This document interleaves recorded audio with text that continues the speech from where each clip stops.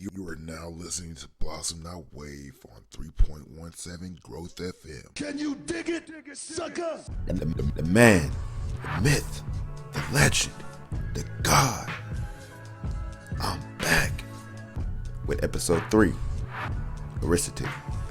So episode 3 wasn't what I was hoping it would be because my friend got busy. But we're going to say we still love you. Keep on growing. Alright, so episode 3 was originally going to have my friend Aralia, but then, she had some things. And then it was going to have my friends Rob and Curve, but then they had some things. And it made me realize, like, damn, bro. Adulting is really tough. You got to really prioritize things if you really want to do some things. But I'm here to reintroduce episode 3 as freshinadolescence, and it's going to basically be me talking about how I formed TELEWRPED and how it became the thing it is today. Hope you find this episode in good spirits, and always redefine growth. And we back with episode 3, Fresh in Our Adolescence, alright? Nah, but let me stop playing, man. This is episode 3, Fresh in Our Adolescence, and you might think, man, what do you mean by that? What do you mean by that? What are you talking about? What we're going to be talking about in this episode is how actually TELEWRPED became the thing it is now. And if you remember last episode and everything, TELEWRPED came from a lot of names. It came from Texas Boys, AT4, to what it is now known as. TELEWRPED is like a whole umbrella for everything that we do in the group and everything that is after art-wise, you know what I'm saying? So it's like whenever you see like the flower campaign, you may see in a biography of the Instagram, it says subsidiary of TELEWRPED. TELEWRPED is basically a whole umbrella. You know what I'm saying? Think of it like Wu-Tang Clan back in the 90s whenever they dropped fucking 36 Chambers. And then after that, RZA was doing all the producing for other ones. They were still technically like Wu-Tang albums, but they weren't because they were solo. You feel me? I hope that's a good analogy. But anyway, TELEWRPED, man. What can I say? It's actually a childhood dream. I remember, talking with my boys in 5th grade when we wanted to be rappers and all that shit. And we just wanted to do everything under the sun so we could escape the hood. And I'm just doing it right now, or I'm just trying to hopefully be an inspiration for my people back at home. Mike, thank you for, tapping in and allowing me to be the person I am today. I wouldn't be here without you. If you are listening, I really do appreciate you, man. Thank you for everything. But anyway, back to the story. So TELEWRPED, man, started that shit in 7th grade, Urban Climax. They had a dope ass name. Let me get a dope ass name. It's my time to shine. It's our time to shine. But anyway, honestly, TELEWRPED was just, we futuristic, man. We gotta be on top, and it's nothing but up. And nothing but up is underappreciated people, underground profits. But the up is always interchangeable. So whenever I did do TELEWRPED, or whenever I did begin, whenever I did do TELEWRPED and everything, and I told my friends about it, man, I can admit that sometimes it was met with reluctancy. Like, man, what does that mean? Like, that sounds dope, but what does it mean? That's all the questions I have from then to now. And honestly, I can say now that it's actually just an umbrella company for everything that we do art-wise here. Whether it be like music, shows, clothing brands, But most importantly, it's a childhood dream come true. And, whenever I was coming up with TELEWRPED and everything, like I told you on the last episode as well, I was doing things on GIMP. I was making these covers. I was just really leaning into a creative space where I can create everything so it can be more marketable. But at that time, I didn't know what I was doing. All I knew was doing was what I'd love to do when I was already in school. So around that time and everything, I'm learning, I'm drawing, doing school shit, having fun, or this is always on the top of my mind. Like, let me get my boys on. Let me get myself on, man. We talented. We too fucking talented to not go unnoticed. And, whenever I was doing things, I'm like, okay, bet, let's keep on pushing. Let's keep on pushing. I got GIMP. I'm looking on YouTube, man. I was on YouTube like a lot back in the day, man. It's probably the reason why I'm so reclusive and why I be saying some weird ass memes at times too. But, YouTube was my safe haven, man, because when I was in the hood, man, I wasn't trying to be influenced by like the gang life outside. And it's not knock on anybody that did get influenced by that shit and everything, but I just knew there was better aspirations for myself and my friends because we were always the ones that were like ostracized or getting picked on at times for who we were as people, you know what I'm saying?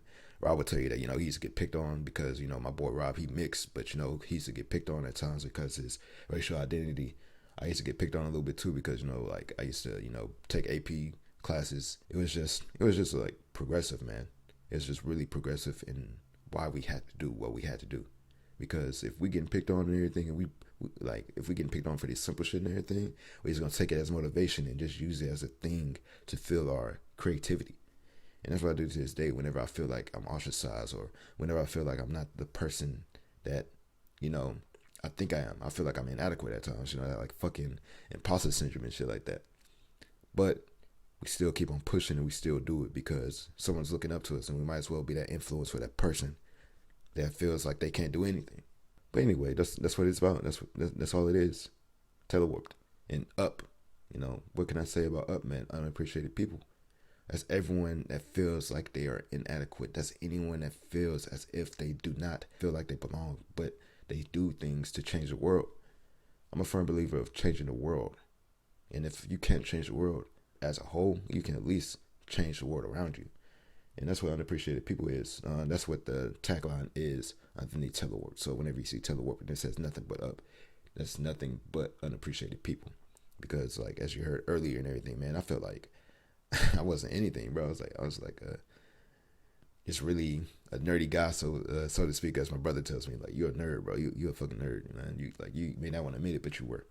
And now as I grow older and everything, I do have to admit I was a nerd, man. I was in a room all the time, just studying the craft of Audacity, just studying, how to do better in Photoshop whenever I got into school. Speaking of which, whenever I did get in school and everything, 9th grade is whenever I met Curve for the first fucking time, and Curve, man, that dude was amazing. And I say it all the time, so he's amazing. He's always being a person that's keep on working, getting and accepting criticism so he can make music better.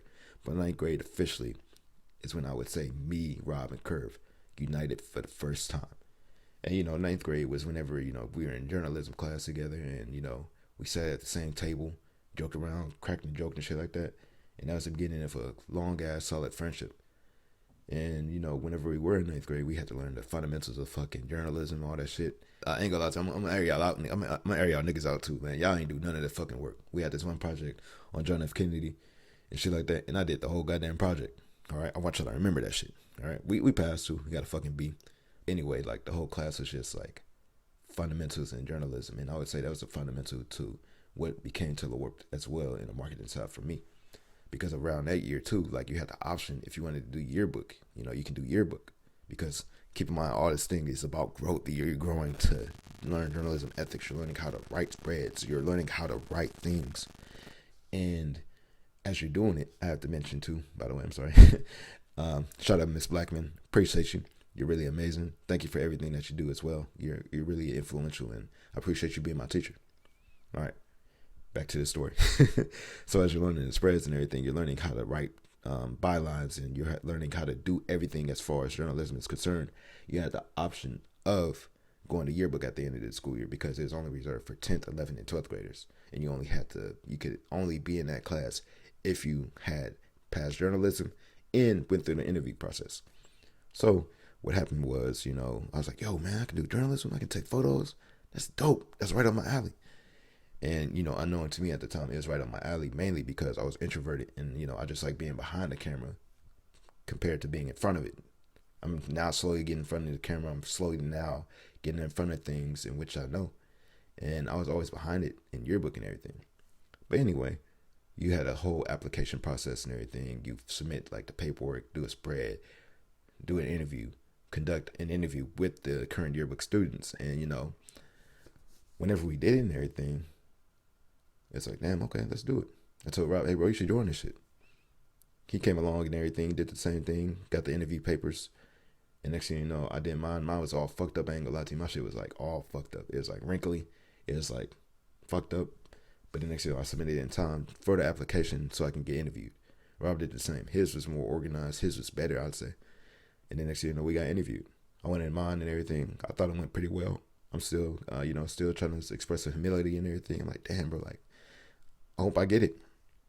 Because humility to me, or just going through that process throughout life, being humble got me through life, because I always know there's someone better than me. So I went in uncertain that I was going to make it. And I thought it was okay. I thought the interview process was okay. And then Rob went in and everything. And he told me he was hounded, bro. He was hounded by this one guy who was the editor of the yearbook and everything, because they read through his package. And in his package and everything, he was talking about Jay Dilla. And then next year, he included what J Dilla was saying, and it had a cuss word in it. I believe it was nigga. I think it was fuck. I forget. But at the same time, it had a curse word in it, and they didn't appreciate it because we're in high school. Keep in mind, and next thing you know, they're assuming that since you're in high school and everything, you got to be appropriate. Sadly, he didn't make yearbook with me, and I was upset because I'm like, oh man, so a boy wanted him to be in yearbook with me. Why can't he be? But at the same time, I can understand now from their perspective and everything. Like, yes, there is journalism ethics and everything, but then next you got to know your platform, which is appropriate to put curse words or put certain words in. And I hope you understand that, Rob. They weren't trying to go and gang against you, or they wasn't trying to get you, but try to get you to understand that the platform that you were doing wasn't appropriate. But anyway, joined yearbook the following year. And man, it was a cultural shock from journalism, man. I was like, damn, man, we doing all this. I don't know how this shit work. Because what the shit we was working on was actually called Adobe InDesign, Photoshop, everything.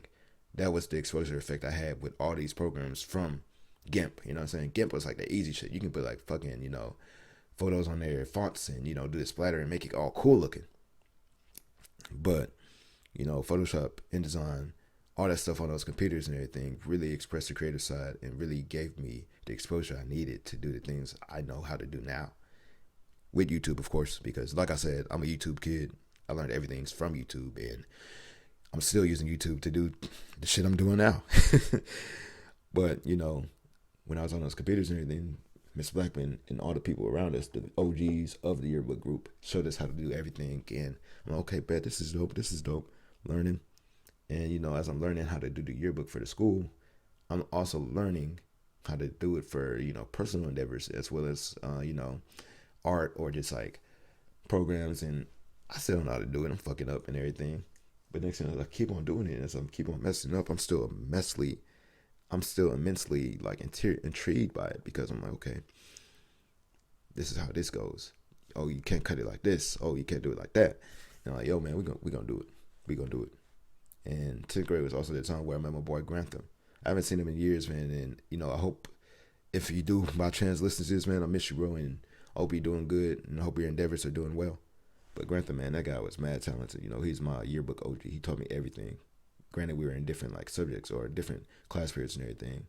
But, he taught me everything as far as, like, hey, man, you got to do this. You got to do that. He gave me, one time, whenever I wanted to be a rapper, he gave me Cool Edit Pro on fucking CD. You know what I'm saying? And then, as he gave me that and everything, I was like, okay, shit, man, let me give it to my boys. Or let me learn how to do this shit so I can put my boys on. I was always a hands-on person of doing things before I tell other people to do it, because how you gonna tell somebody to do something if you don't know how to do it yourself? And when he gave me that CD, I was like really, really, really thankful, because I'm like, yes, I got it, finally. Now I get to learn how to do it on top of all the other stuff I've already was using. And man, it was just a really creative space to give me the tools I needed to be that person, to be that guy. You're that guy, pal. You're that guy. And, the strategies that were used, the rules, the procedures and everything made me the person I am today, because I remember, man, COVID.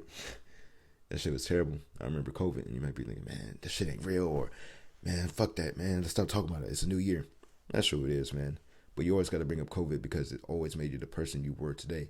COVID exposed a lot of things, bro. COVID exposed people who they are. COVID exposed how you are and your work ethic, and exposed what you got to do more. And I have to say, man, COVID taught me is that, I gotta be on my grind, man. I gotta be on my grind. You can't wait for nothing. You can't wait for nothing. Yeah, you're gonna fuck up, but at the same time, if you start that initial point and everything, you're gonna keep on growing from there. So as you heard from the last episode and everything, I'm gonna recall it, but COVID happened on the ship on my second deployment. I'm like, fuck. It was a good deployment lined up too, man. We caught it when we were in Vietnam. And next thing you know, that caused us to be all, quarantined in the hotels and everything, man. It was tough, because I'm like, shit, man, like, I wanted this to be a normal deployment. I mean, I'm pretty sure people in the world wanted this to be a fucking normal society before all this shit happened. But the next thing you know, as we were quarantined and everything, I got all the strategies I needed to be better for the group. And you know what I'm saying? Everything that I've learned at the time during that year was for me in the group. You always got to start with yourself first, fuck up first, and then Tell your group about the efforts you've done. And one of those strategies that I found when I was in the quarantine period was called Pomodoro time. And I always tell people about Pomodoro time. Express it. Man, my bad, y'all. All right, so I always tell people about Pomodoro time. And what Pomodoro time is when you study or do things intently for 25 minutes straight. And then after that 25 minutes is done, you have a 5-minute break. After that 5-minute break, do it 25 minutes. After that 25 minutes, do a 5-minute break. You do that shit like 4 times and everything, and before you know it, you did like a whole hour of intent learning, intent studying, intent doing whatever you feel was great for you. And I was really, really, really on my grind in that quarantine room, man. 3 weeks in that motherfucker by yourself. You could be watching TV. You could be masturbating. You could be doing anything. But then I was like, yo, man, let me go ahead and keep on grinding. Because my boy Jonah here, you know what I'm saying, got to keep on reminding him. Jonah was actually the person that really told me, hey, man, start the clothing brand. And without him, Flower Campaign wouldn't be here, honestly. And I appreciate him for that, you know? So anyway, you know, with that method, man, I felt like I was a god, bro. I felt like a god. I felt like I could do anything in this world. And, you know, I wanted to inspire people back home to do the same. And I wanted people to understand that, you know, this COVID pandemic shit and everything, it's saddening, but you got to keep on being good. You got to keep on pushing. You got to keep on pushing forward. Because if you're going to be an influence, you might as well keep it up because someone is looking up to you.